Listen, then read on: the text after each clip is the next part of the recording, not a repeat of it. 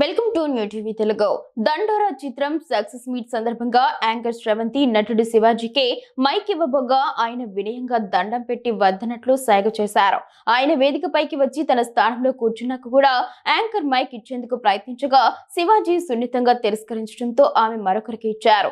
దండోరా చిత్రం విడుదలై మంచి టాక్ తెచ్చుకోవడంతో చిత్ర బృందం సక్సెస్ మీట్ నిర్వహించింది. ఈ సినిమా గురించి కొంతమంది మాట్లాడిన తర్వాత శివాజీ ప్రసంగించారు. దండోరా సినిమాకు తన వ్యక్తిగత విషయాలను ముడిపెట్టవద్దని ఆయన విజ్ఞప్తి చేశారు.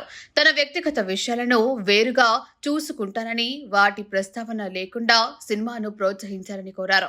అలా కాని పక్షంలో ఆ నింద తాను మోయాల్సి వస్తుందని ఆయన అన్నారు. ఈ సినిమా గురించి మాత్రమే మాట్లాడారని, థియేటర్కు వచ్చి ఏం మాట్లాడన్నా అభిమానులతో ముచ్చటిస్తానని తెలిపారు. ఆయన ఇంకా మాట్లాడుతూ ఇలాంటి సినిమాలు కొన్ని తరాలకు ఒకసారి మాత్రమే వస్తాయని అన్నారు. 2 రోజుల ముందు ప్రీమియర్స్ వేసి ఉంటే కలెక్షన్లు వేరే విధంగా ఉండేవని, సెన్సార్ వల్ల విడుదల ఆలస్యమైందని చెప్పారు. దండోరా గురించి 2026 వరకు మాట్లాడుకుంటారని ఆయన అన్నారు. విదేశాల్లో కూడా ఈ చిత్రానికి మంచి ఆదరణ లభిస్తుందని తెలిపారు. ఈ సినిమా షూటింగ్ సమయంలో తాను రోజుకు 2 గంటలు మాత్రమే నిద్రపోయానని, తన పాత్ర కోసం ముఖం ఉబ్బినట్లు కనిపించేలా నిద్రను తగ్గించానని అన్నారు. సినిమా మొత్తం నిద్ర ముఖంతోనే కనిపిస్తానని చెప్పారు.